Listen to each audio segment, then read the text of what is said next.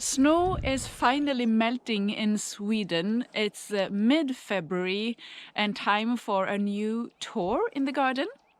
I am Sara and I live in this house with my family, and this is south of Sweden. I run a garden blog at sarabakmo.com. I hope you have noticed it. And before we start February's tour in the garden, I would like to ask you to be kind and subscribe my YouTube channel, and also of course give me a thumb up and a comment about this video. Ask me questions or tell me what you liked about this or what you would like to see more in next month's video. All right, so it's been a month since we were in my vegetable garden last time, and to be honest with you, I haven't been here that much either, and that's of course because we have had plenty of snow, and this is kind of what's left of it. We have had much more, but the last couple of days it's been milder weather, so it's starting to melt.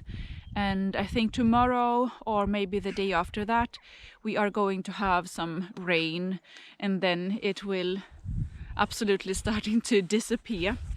And today I have put some makeup on. I hope you enjoy it. I am soon going to have a Zoom meeting, a business meeting, and it's a nice start for me as well. Whatever kind of things I am doing, I like to prepare myself by taking a walk in the garden. So it's both for you and also for me. And I think I have enjoyed this few weeks. It's not been that few, let's say 4 weeks maybe, with the snow. And it's been kind of busy for a mom being a mother to 4 kids. We have been playing a lot in the snow.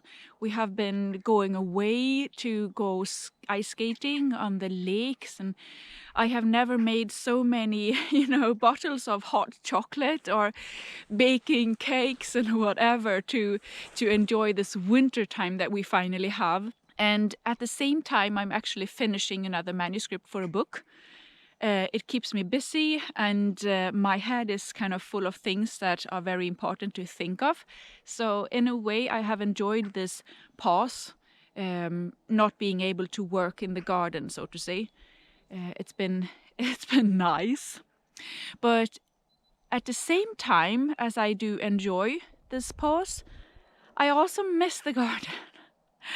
And when I feel the most like alive and healthy, it is when I can be in the garden working or just sitting, watching, enjoying, and think of the garden. And I had that kind of moment yesterday, so today I'm very happy. As you can see now in the different parts of the garden, this is the vegetable garden in front of our, the area in front of our house. Nothing really happened since January. I have not made like any new sowings or plantings. Nothing really out here anyway. Indoors I have started a few things. I will tell you more about that later on.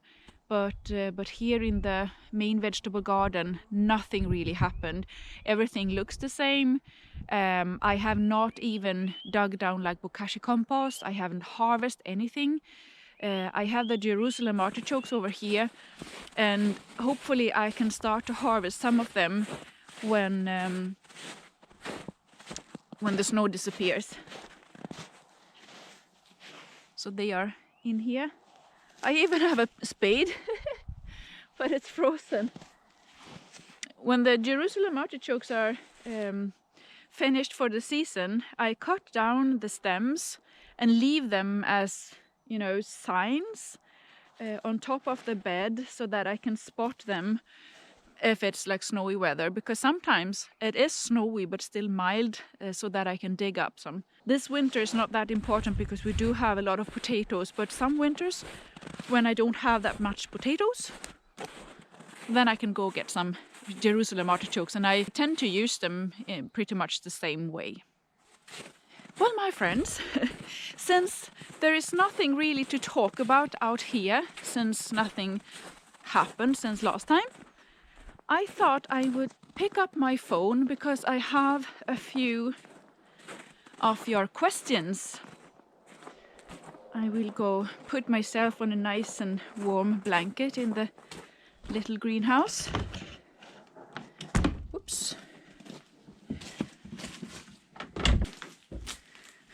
Since I guessed that February would be, well, pretty much the same as January, I asked you for questions at the community YouTube, and I got a question from Nan. He or she writes, what fertilizers do you use in the garden? Different fertilizers for different plants. I have clay soil and I have added a lot of manure and compost.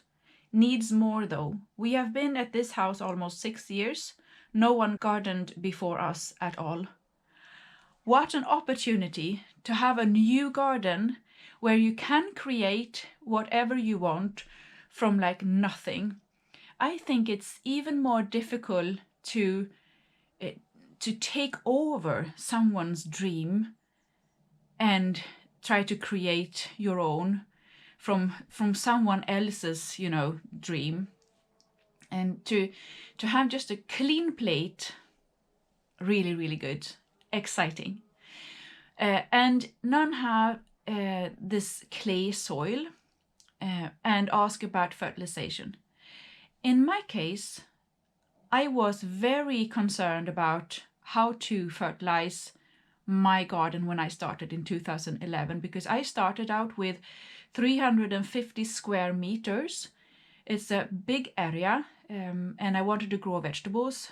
I simply had no good soil. I didn't have animals that produced like manure, and in my mind it was very tricky.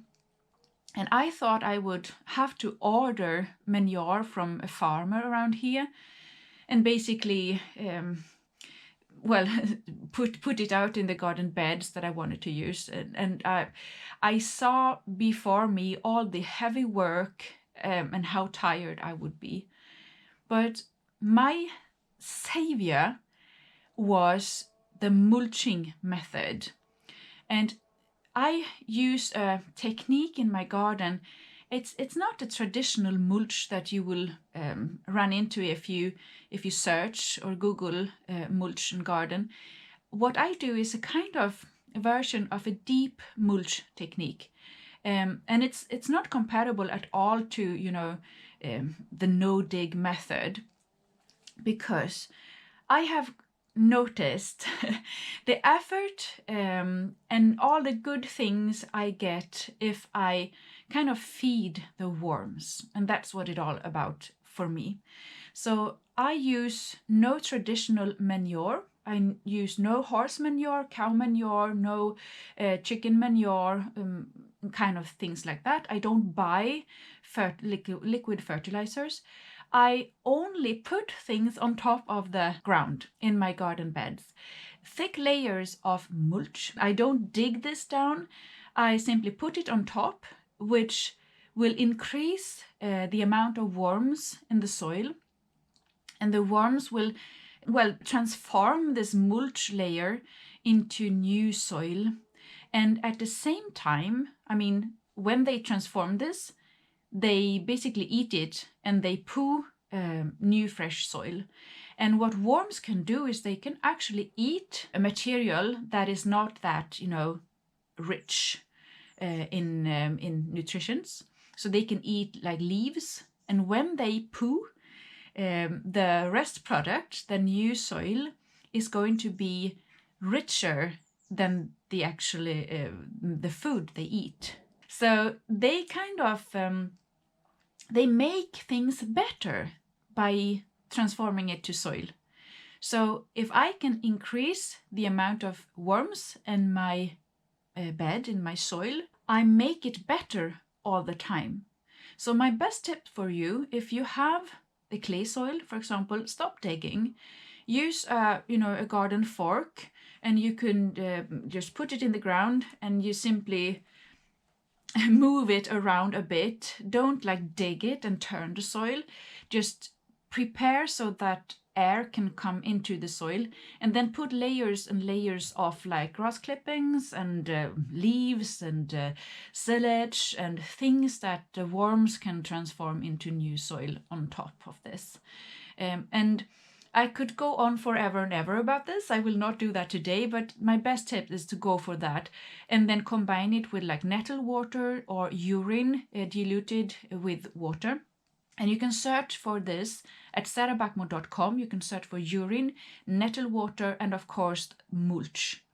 So sarabackmo.com, search for this, read a bit, ask me questions, and I will come back to this later on in spring, and I can show you in detail how I do this.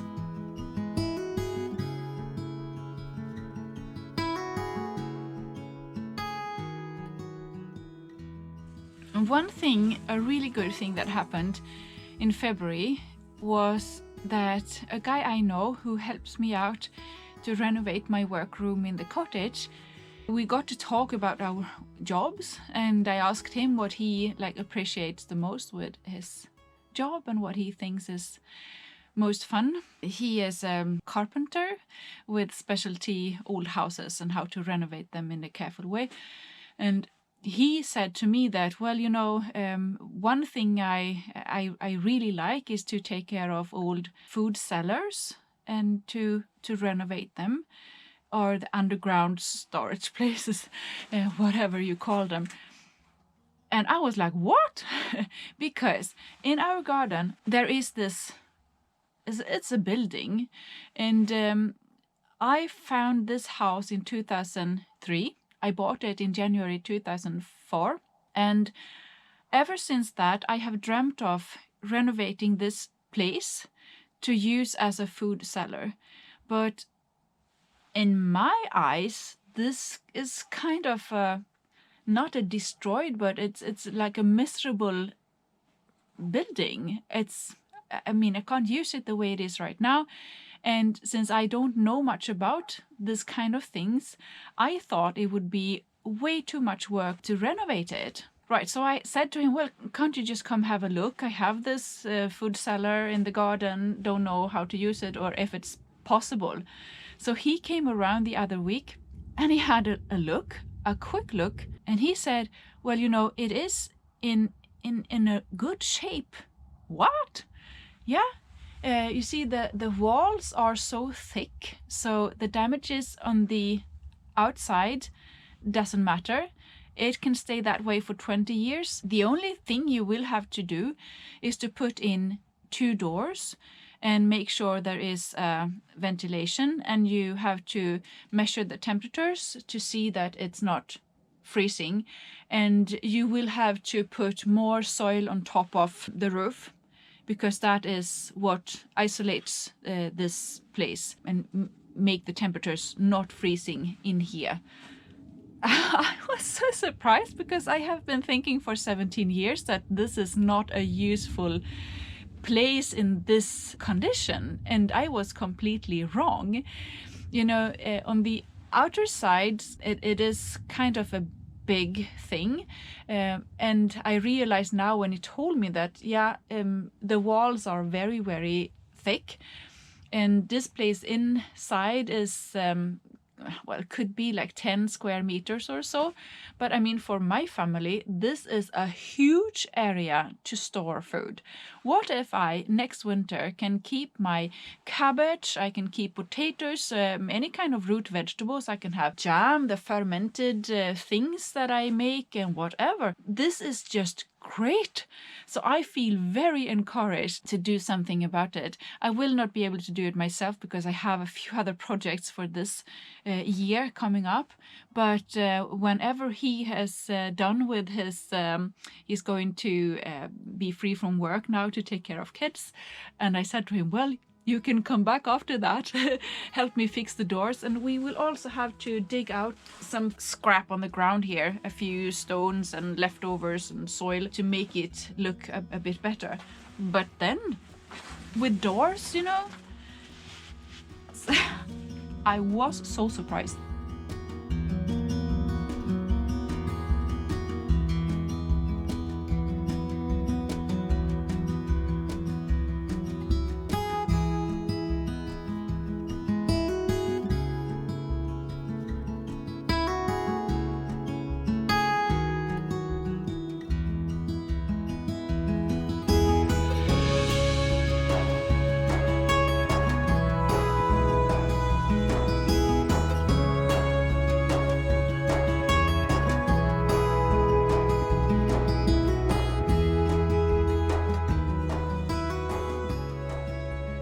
All right, back to the questions. I had so many questions, so I have picked out 3 of them, and I might pick the rest of them to a Q&A video later on. But now, talking about how to fertilize the garden using or not using manure.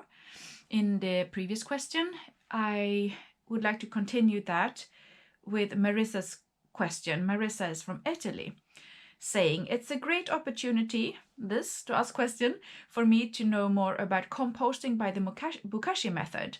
In order to start the process, I would like to ask you, did you buy the set for fermentation in order to create the effective microorganisms, EM, or what? Here in Italy, it is quite expensive, almost 100 euro, but if it's worth the effort, okay, I will go on with it. Please let me know how you managed to get into it. Thank you, Marissa.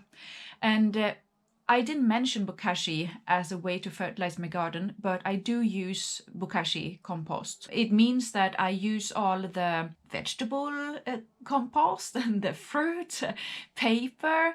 I use meat and fish, and pretty much all of the waste from the cooking goes into Bokashi. And I use that compost in my huge pots that I grow like tomatoes and peppers and whatever in the polytunnel. I prepare my raised beds in the little polytunnel with Bokashi, and I also dig down Bokashi compost in the main kitchen garden where I am going to grow like the hungry plants. If I prepare a bed for garlic in late summer, I dig down a few Bokashi compost buckets to prepare the soil. So it's a very good way to feed your soil. And as Marissa writes, it is an expensive way to buy the buckets, right? You can create your own. You can use a simple, 10 liters buckets with a lid, and this lid has to be a good lid, so to say. The point is that it should not be any air in this bucket. You understand me, right? And I have chosen to buy my buckets because I want to have this little tap in the bottom so that I can collect the liquids from the compost in the bottom, and I can use that as a liquid fertilization if I get any. But in my case, I have, I think, 7 or 8 buckets going on at the same time because we are a big household. And I have bought them over a few years. And in the beginning, I used the ordinary 10 liters buckets without the tap in the bottom. It worked perfect, but you have to put in some kind of like newspapers or something to soak up the liquids that will be in the bottom of the bucket, because otherwise the compost will be destroyed. But I think the prices you mentioned are the same as you will find in Sweden, and I definitely think it's worth it. Why? In my case, I am the mother of 4 children. I had 2 small children when I started with this garden project, and before that I had huge compost heaps in the garden. Love them, but each heap had to be turned twice a year, and I think one heap required 1 day for each turn, and it simply got too much. So in my garden, the best way I can garden is to do something little each day, and that's my motto. One thing for the garden each day. one sowing, one digging down compost, one weeding, one cutting something, etc. So if I can do one tiny thing each day instead of doing like having, you can have 3 weeks in the springtime working full time, not being finished yet. So, and that was the case with the compost. So I think definitely it's worth it because you will buy yourself time. The buckets last for like, I think I have, my oldest ones are for 10 years. So it's definitely worth the money. This Bokashi company, bokashi.se, that I have a collab with for my Swedish channels, and their products are very lastable, but they also have a project where I as a customer, I can replace parts. If the lid is broken, I can order a new lid, will cost me nothing. So it is for free.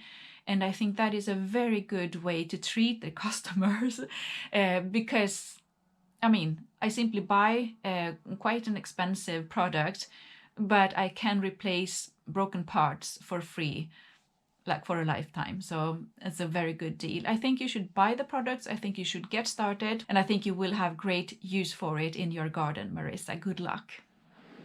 Well, this is some of my plants that I grow indoors. I have kind of a system for myself where I start the seeds in my home and then I bring them here to my office, so to say, where I grow them under this grow light. It's still very early in the season in Sweden, and this year I have decided to start my seeds a bit later than usually, and that is because I renovate my workspace. So it's really such a mess in the whole building, both here in my little cottage and also at home at Skillnadens. So I don't have that many plants ready yet, but I have the most important ones. And the cabbage in this box is going to be transported home again now to be planted in the greenhouse. And the small plants in the plug tray just behind here are ones for the hotbed. And I am doing the hotbed today, and they are going to be planted in just a few days. So that will leave some space for new plants. So right now I try to sow as much as possible at home so that I can bring new plants here later on. I have a few plants also upstairs. Let's go have a look.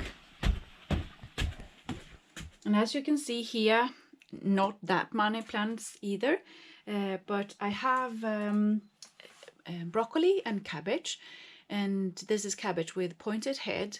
And my method for growing the earliest cabbage in my garden is to sow plants in January and then plant them out in March in the greenhouse, in a cold, unheated greenhouse, and simply leave them for a couple of weeks. And already in April and May I can start harvest. In April I harvest the outer leaves, and in May I can harvest the full-size head in Sweden in an unheated greenhouse, just by starting plants early. And it's very important for me not to grow too many plants, because in May they will start to bolt, and that means I can't use them as the cabbage they are supposed to be.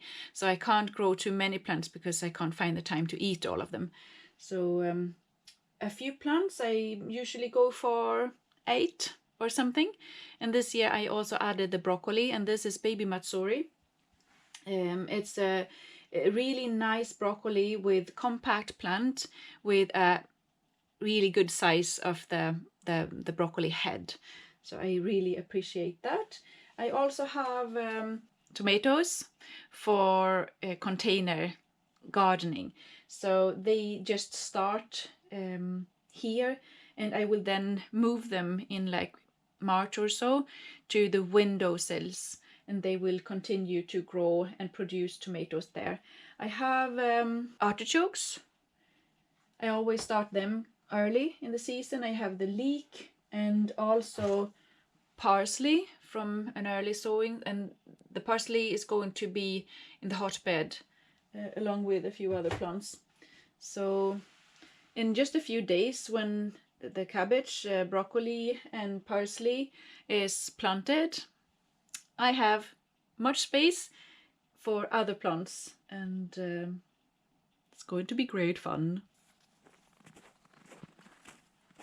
I have a plan for this and how to use my energy, and we are perfect on schedule about that. And I am looking forward to springtime, when I'm going to, clean up a bit after my manuscript is ready.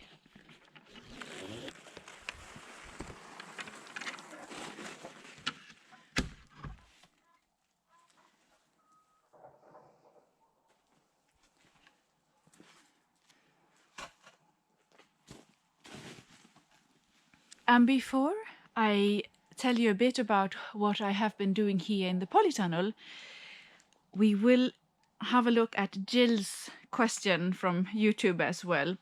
I would like to hear about how you plan your garden and not feel overwhelmed like I do. Sometimes I feel overwhelmed too, of course.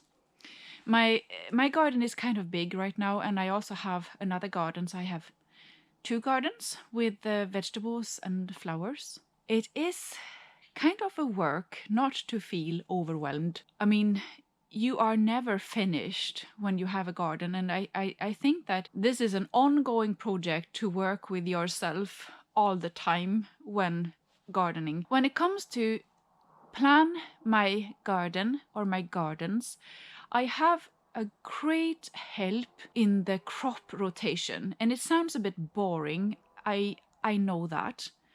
But my garden here at home, I would like to sort of divide it into some different parts. In a way, I have the useful garden where I get a lot of food, and it's also a very healthy way for me to spend my time. So in that way, I have great use for it. But I also want to have, this creative space where I can experiment, and when I can plant things and just enjoy without having to really achieve something.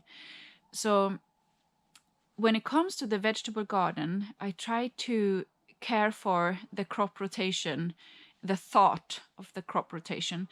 And if you search for crop rotation and try to read about it, it might seem very difficult. In crop rotation, we try to rotate some crops each year to prevent diseases, both as vegetables and in the ground, but also to care for all the benefits from some vegetables. For example, we have all the peas and the beans. It's very good to grow them in one area to prepare the soil for the brassicas next year, simply because the peas and the bean, they collect nutrients and will keep it in the plant parts. And when plant parts are compost, the nutrition will stay in the ground and be a really nice thing for the vegetables that I grow next year, put in an easy way.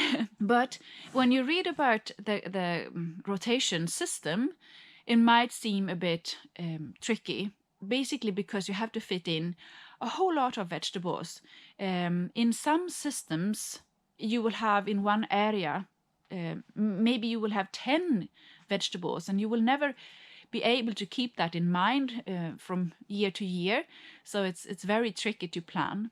But I have made it very easy in my garden. So I have a simple crop rotation that I can remember in my head. And that is basically used for 4 or 5 vegetables. All the rest of them are put in places where I can fit in them, you see.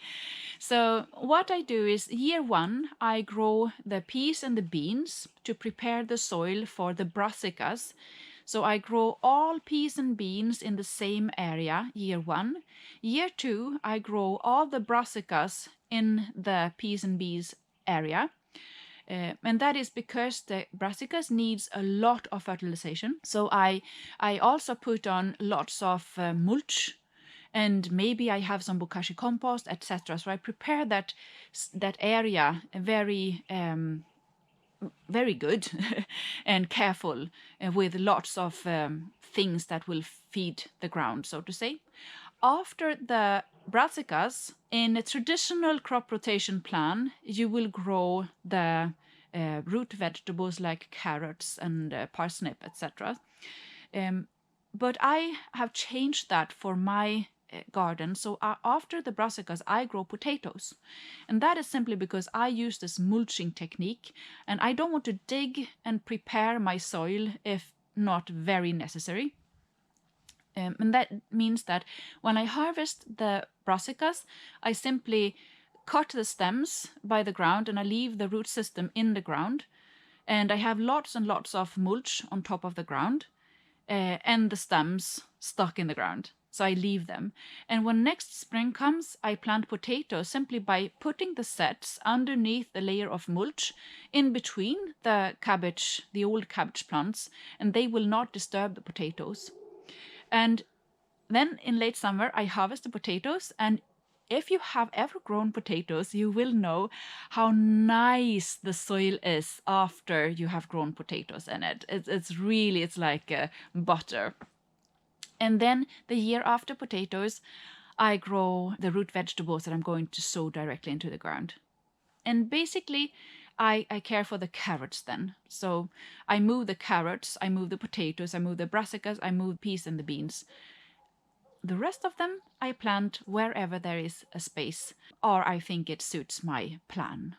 So that is an easy way, and that is basically how I manage also to do this, the plan for the whole garden, because I don't have to invent things, each and everything in my garden every year.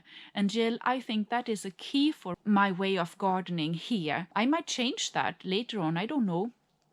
But right now, being the mother of 4 children, and I stay home a lot with them during the days, etc., I don't have that much time, even though it might seem so. But it's a very, very good way to garden for me, and I think that will be my tip, to do a crop rotation in an easy and rememberable way. My friends, I love it in here, in my polytunnel. I will give you a guided tour later on in spring, I think, when I start to spot the leafy greens that I have sown. And maybe when I see you in March, hopefully I have made a hotbed. I'm looking forward to that. I'm going to do that in next week, I think. And hopefully in March, we may also spot a few sowings that germinated, and maybe some bulbs coming out of the ground. Exciting. Friends, I hope you enjoyed the February tour from my garden. Please let me know if there is anything you missed or you want to see more of, and I will try to show you in the vlog from March. Hope you are having a nice time in your own garden, even if it's like winter or summer, and I'll see you soon again. Bye bye.